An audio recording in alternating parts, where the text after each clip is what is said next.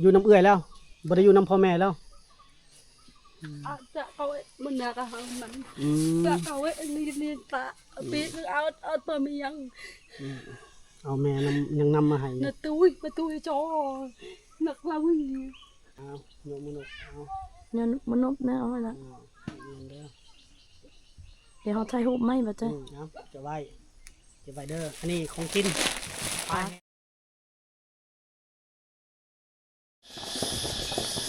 สบายดีและสวัสดีเด้อพ่อแม่พี่น้องเบิดสุขคนบ่ว่าจะเป็นทางภายในและต่างประเทศเด้อก็บ่ได้ลงคลิปประมาณ 3-4 มื้อเลยพี่น้องเอ้ยพา FC หรือว่าเอ้ยฮักที่ว่าจอยเคยเว้าเนาะหลังจากสงกรานต์แล้วก็ไปหับเพิ่นที่สวรรณเขตมาแต่ภูเก็ตแล้วก็มาแต่อังกฤษพี่น้องเอ้ยพากันไปเที่ยวสวรรณเขตไปเลาะถิ่นฐานบ้านเกิดเมืองนอนเพิ่นพี่น้องก็เฮาบ่ได้ถ่ายคลิปเพราะว่าเกรงใจเพิ่นเนาะเฮาบ่อยากรบกวนนะเพราะว่าเพิ่นมาเที่ยว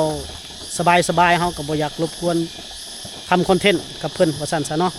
ก็เลยบ่ได้ทำคอนเทนต์แล้วก็บ่ได้ลงคลิปโอ้สิจะย่างนี่มื้อนี้วันที่20เท่าไหร่แล้ว27บ่26พี่น้องเอ้ยน่าจะ26เมษายนพี่น้องเดินทางเข้าชนบทไปหาน้องยนต์มาเป็นสะพานบุญให้กับผู้ใหญ่ใจบุญทางต่างประเทศทางสหรัฐอเมริกาและก็ทางเมืองไทยพร้อมพี่น้องเนาะเพิ่นโอนเงินมาทางเมืองไทยก็โอนมา1,000 กว่าพี่น้องเพิ่นก็ให้ค่ากาแฟแล้วก็ทางต่างประเทศเพิ่นก็โอนมาแล้วเพิ่นก็ให้ค่าน้ำมันค่าน้ำมันกินอยู่ว่าซั่นซะผู้ที่เฮามามอบพร้อมกันเลยพี่น้องเนาะตอนนี้อยู่กลางป่ากลางเขาแล้วพี่น้องเดี๋ยวจะให้เบิ่งพี่น้องขอจุดให้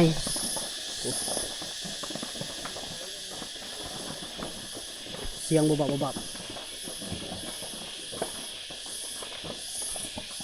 ือกเสียงโหดเลยมีเดินทางขึ้นมาหอดกลางภูเขาเลยพี่น้องกระเบียงเฮากับกระถึกถือขึ้นมาพี่น้องมันได้เตรียมพร้อมนั่นมันมีครบเบิดมีอุปกรณ์อันนี้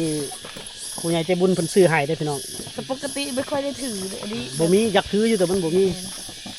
ผู้ใหญ่ใจบุญพี่นุ่มมากับพี่นกแล้วเพิ่นซื้อให้500 กว่าบาท600 กว่าบาท600คนละพี่น้องซื้อเป็นของขวัญโอ้เหนือสีถลอกพี่น้องเอาพักผ่อนจังได๋เดินทางต่อเดินทางไปฮอดเฮือนน้องยนต์เลยพี่น้องเลยผู้ที่ได้รับเป็นรับของสะพานบุญก็คือน้องยนต์เลยพี่น้องเด้อ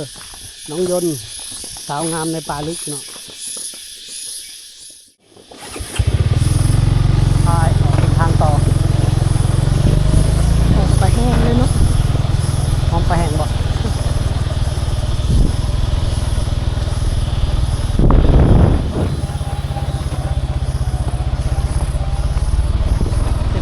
ฝนตกใส่ก็ยากเลยพี่น้องเอ้ยมันเซาะมันเป็นร่องน้ำแหละถ้าฝนตกบ่อยๆง่ายก็สิไปยากเลยเดือนมิถุนายนนี่นะยังไปได้อยู่มิถุนายนแหละก็มันยังว่าต่อไปกรกฎาคมกรกฎานี่น่าจะเขายากแล้วกรกฎาสิงหานะ2 เดือนนี่7 กับ 8นี่เพราะว่าเขาสู่ฤดูฝนเต็มโตเด้ยากแล้วดูการทำไร่ทำนาแล้วเพื่อน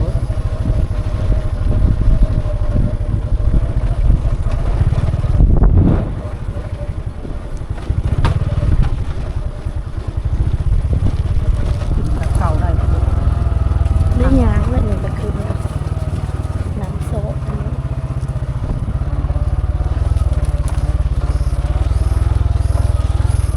ขึ้นคนใดได้เป็นยางเอา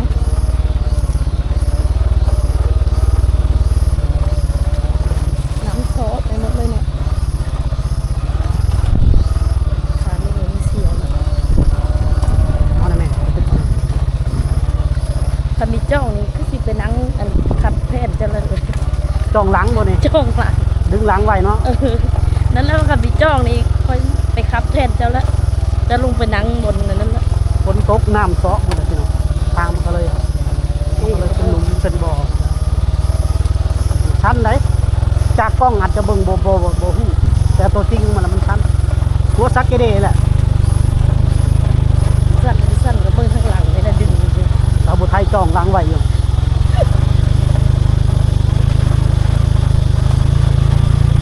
ขาขึ้นนี่มันสียากเลยมันสั่นอยู่แล้วเราก็สิเล็งก็บ่ได้เด้อเนาะ รถนี้มันบ่เหมาะกับการขึ้นเขารถทางเรียบมันสปีดไว้ประหยัดน้ำมันแต่ขึ้นเขามันจะอืด มันเบิ้งนี่นะมุมโซมัน ลงจักมีจักชั้นมีจักไอ้ค่อยจักเนิน กิ่งไม้กันหลายโซเป็นหมดเลย เนินยังเนิน350บ่ เบิ้งทางที่ร้านเลยเบิ้ง ทางเรียบ ก็สัญญาณด้วยคันเป็นผ้าล้มนี่กันตึงหมดแล้วนี่เบิ้งน้ำมันควัดไปจนจุดตุ่มหมดแล้วเนาะโอ้ระบบนี้ระบบ ลงนี่ก็ฮอดเนินแล้ว ก็มาโซะลงมาตอนนี้มันปะอยู่นี่เยอะเนาะ เป็นกองเลยเนาะเป็นโซน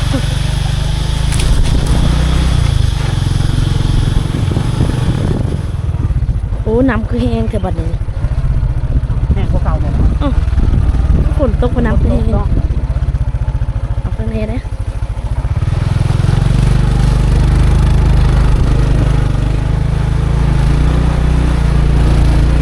มาหลังปีใหม่ก็เงียบเฉพาะวันนี้วันนั้นเนี่ย วันอาทิตย์ครับ โอ้หลอดไปน้องอยู่นี่แหละบนนี้แหละมันจะป้าตีเนาะคือเงียบแต่หลังสงกรานต์ผัด หลังสงกรานต์มาคือเงียบใช่ปะมันใช้ไปรับจ้างเด้ช่วงนี้ไปใส่ปุ๋ยไม้ยูคา ฝนตกดีเนาะ ปุ๋ยยูคาปุ๋ยไอ้กระทินนรงค์ไปรับจ้างเด้อ เพิ่นว่ากินข้าวกินข้าว โอเคตอนนี้ เพิ่นว่า ป้าเข้าไปหาน้องเลยเนาะเพราะว่าน้องก็อยู่มื้อนี้ พี่น้องนี่คือบรรยากาศอยู่บ้านน้องน้องย้อนพี่น้องจะไปเฮือนน้องย้อนเพิ่นก่อนโอ้ยหิวน้ำนี่พี่น้องห่อนแห้งมื้อที่บ่จอยมาไอ้พา FC พี่น้อง FC เพิ่นก็อยากเมาแดดเลยพี่น้องเพิ่นย่านเกิดฮิสโตกเพิ่นว่าฮิสโตกแปลว่าได้บ่ฮู้ฮิสโตกเนาะ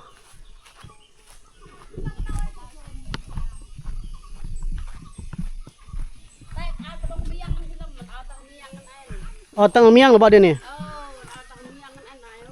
โอ้อาเมียงนี่มันยังว่าอาเมียงอยู่เนาะอันนี้เฮือนน้องโยนเพิ่นเด้อพี่น้องเด้ออันนี้คือเฮือนน้องโยนเพิ่นเฮือนพ่อแม่ซุมื้อนี้ตังอาเมียงบ่มันยังเนาะตังอาเมียงนี่นะพี่น้องเนาะอาเมียงก็คือ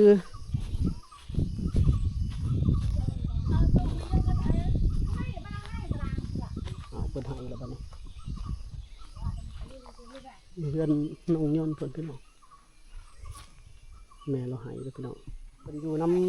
ำน่าจะลงมาอยู่น้ำเอื้อยไผ่พี่น้องนี่เพิ่นอยู่นอนน้ำเอื้อยไผ่ใช้ชีวิตอยู่น้ำเอื้อยไผ่แล้วบัดนี้กับอ้ายนอนจะบ่อยู่น้ำเพื่อนพ่อแม่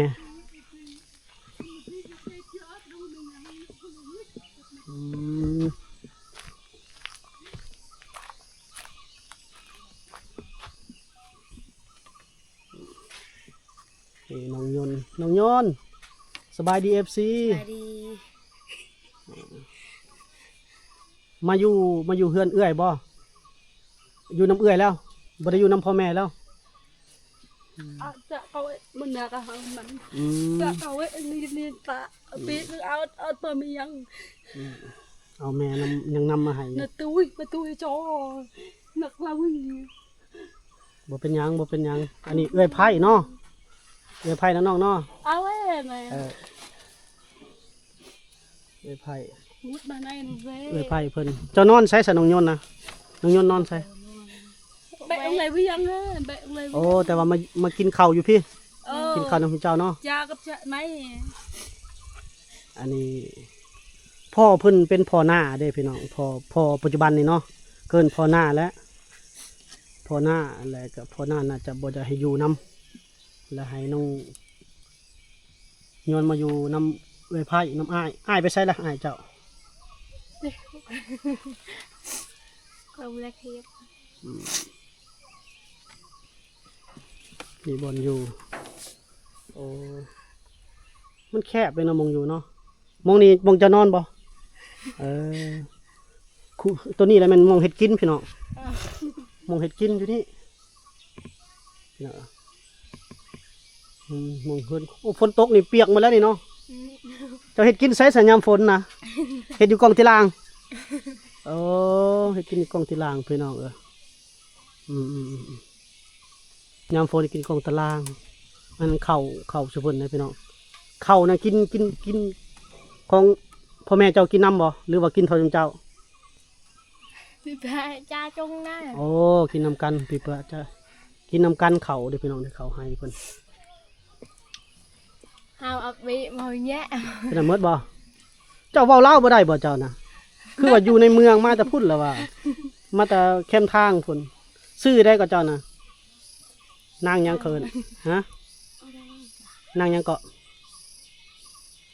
มามิก ฮะ มาเม็ก มิก เออ มาแต่เพิ่นอยู่แคมป์ทางพี่น้องแล้วมาเอาผัวอยู่พี่ เป็นเอื้อยไผ่ของน้องย้อนพี่น้องน้องย้อนก็น้ำตาตกอยู่กับพ่อน้อยผัวใหม่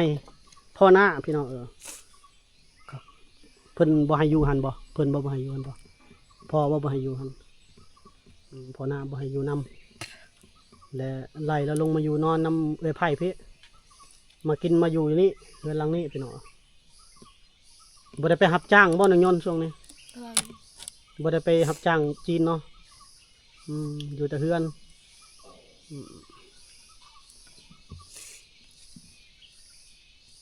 อยู่กับพ่อหน้าเลยพ่อหน้าเพิ่นบ่ให้อยู่เฮือนไงก็ลงมาอยู่นำพี่น้องโอ้น่าสงสารมาบัดนี้ไปแห้งกว่าเก่าอีก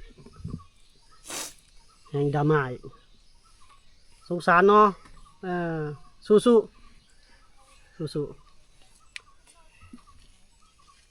เดี๋ยวมื้อนี้มีรางวัลให้ FC เพิ่นมาฝากมาจากเมืองไทยพุ่นน่ะฝากเงินมาให้ทาง FC จากเมืองไทยและทาง FC จากต่างประเทศเด้อมื้อนี้เด้อให้เจ้าเองเด้อบาดนี้ได้เพราะว่าบ่ได้อยู่นำพ่อแม่แหละรักษาเอาเองเงินคำกะพ่อแม่ให้มาอยู่เฮือนน้อยเดี๋ยวบ่จอยสิถอยออกไปเบิ่งก่อนว่าบ้านนี่ใหญ่ส่ำใดของเราอยู่พี่น้องกระต๊อบน้อยๆนี่แหละพี่น้องสองหลังจากบ้านเดิมตัวนี้บ้านพ่อแม่เพิ่น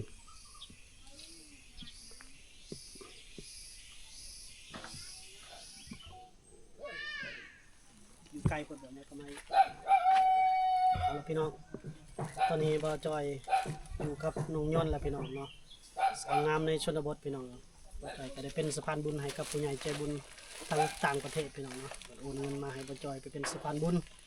ก็เอาเงินมามอบให้เพิ่นพี่น้องเนาะเพิ่นมอบเพิ่นโอนเงินมาแม่น$100เด้อพี่น้องเด้อแล้วก็ให้ซื้อเครื่องซื้อของบ่จอยก็ซื้อปลาแห้งแล้วก็เสื้อผ้าแล้วก็ขนมข้าวต้มเหลือเงินอยู่ล้านกว่าพี่น้องเนาะนำมามอบให้กับน้องย้อนเพิ่นก็คือหู้เนาะพี่น้องเนาะเดี๋ยวบ่จอยขึ้นเทิงก่อน